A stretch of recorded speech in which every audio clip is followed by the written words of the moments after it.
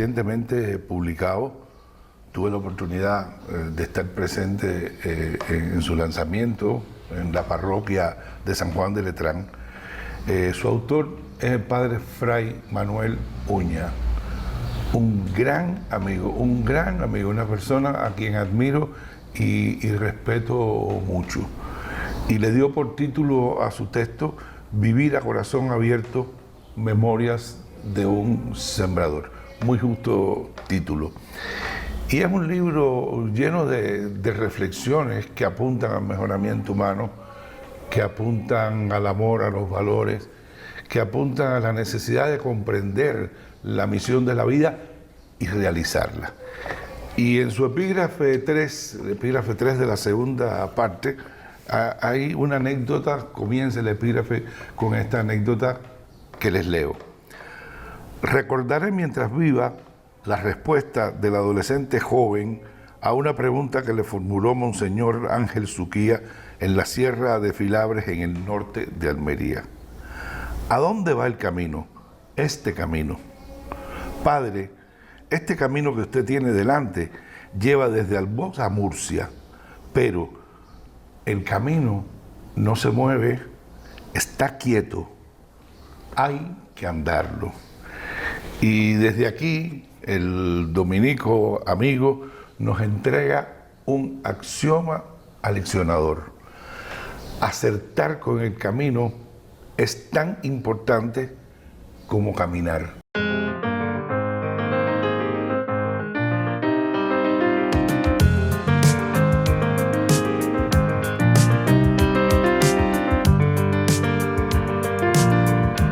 Tan importante como caminar es acertar con el camino. Esta es la propuesta del padre Uña.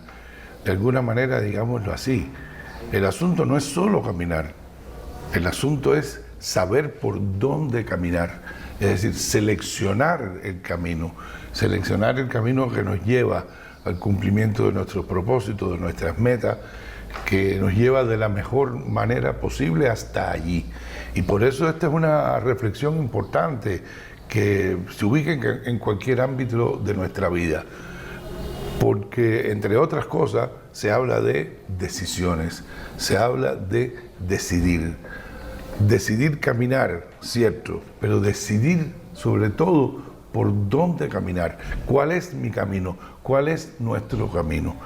Y yo creo que esto es una cosa fundamental. Las decisiones forman parte de nuestra vida prácticamente diariamente.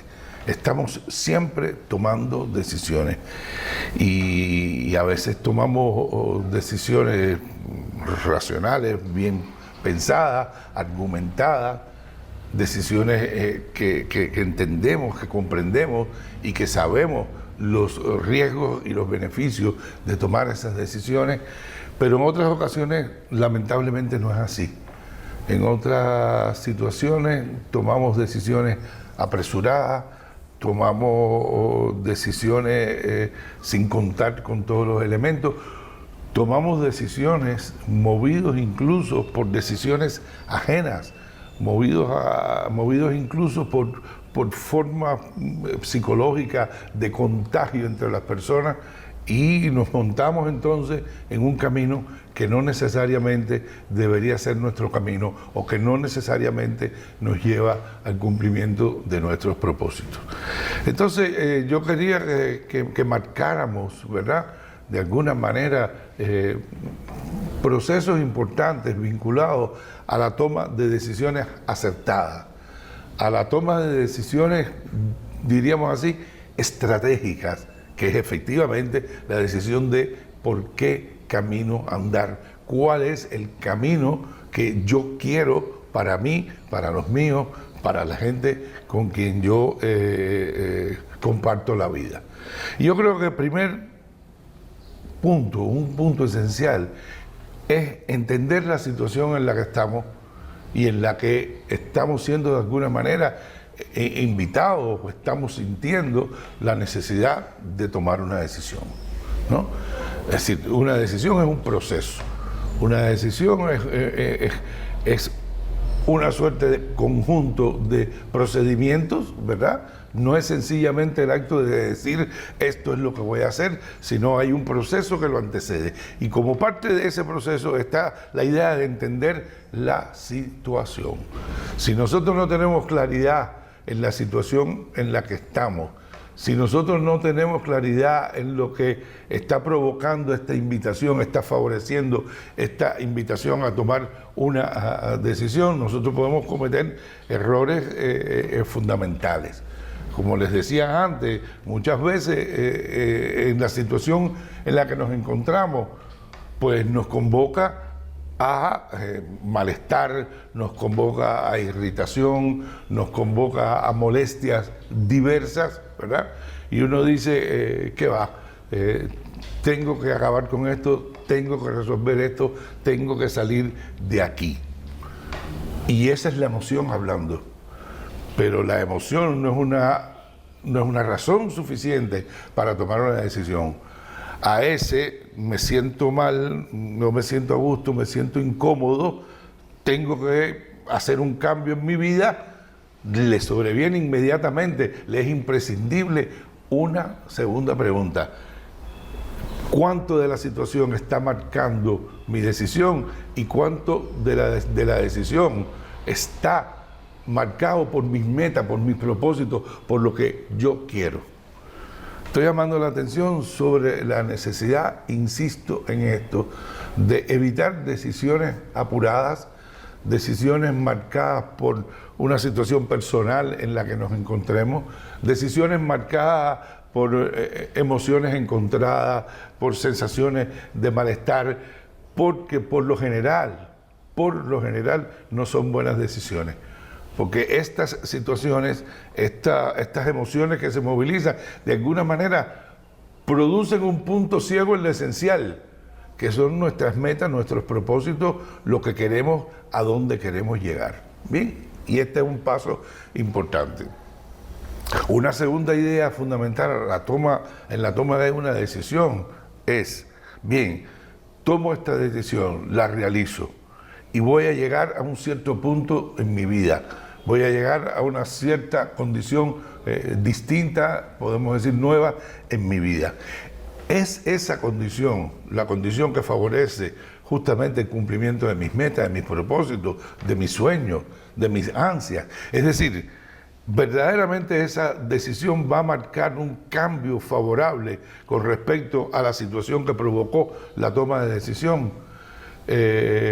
Porque no son pocas las veces que tomamos decisiones y como resultado de las decisiones, ¿verdad?, nos ponemos en situaciones más difíciles, más complejas, menos favorecedoras de bienestar y que se alejan de nuestros propósitos, de nuestras metas como personas.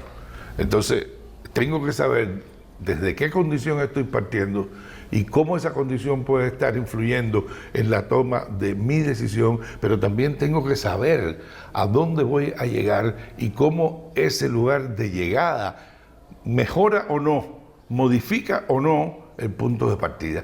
Y estos son dos elementos básicos. Por último, yo creo que tenemos que evitar en el proceso de toma de decisión el autoengaño, ¿ya? Claro, sobre todo cuando uno está en una situación de molestia, de insatisfacción, a uno le parece que cualquier cosa que haga va a ser mejor. E incluso dibujamos esa nueva situación posible de una manera tal que parecería jauja, que parecería la mejor situación posible. Y de alguna manera, ¿verdad?, nos autoengañamos. Y de alguna manera no estamos haciendo una evaluación adecuada de la decisión. Y el autoengaño, que es muy común, ¿verdad?, puede ser muy negativo a la hora no tanto de tomar la decisión como a la hora de hacerla firme y asumir sus consecuencias. Y claro, yo creo que hay un último elemento sobre el que quiero llamar la atención. Casi todas las cosas en la vida tienen que ver con una relación de costo y beneficio, ¿sí? Si los costos de mi decisión son excesivamente grandes y los beneficios son excesivamente pequeños, yo creo que cuando menos tenemos que pensar la decisión, cuando menos tenemos que reevaluar la decisión. ¿Ya? Hay decisiones buenas y decisiones malas, y lo ideal, lo mejor, sería que andáramos siempre por los caminos de las buenas decisiones y evitáramos los caminos de las malas decisiones.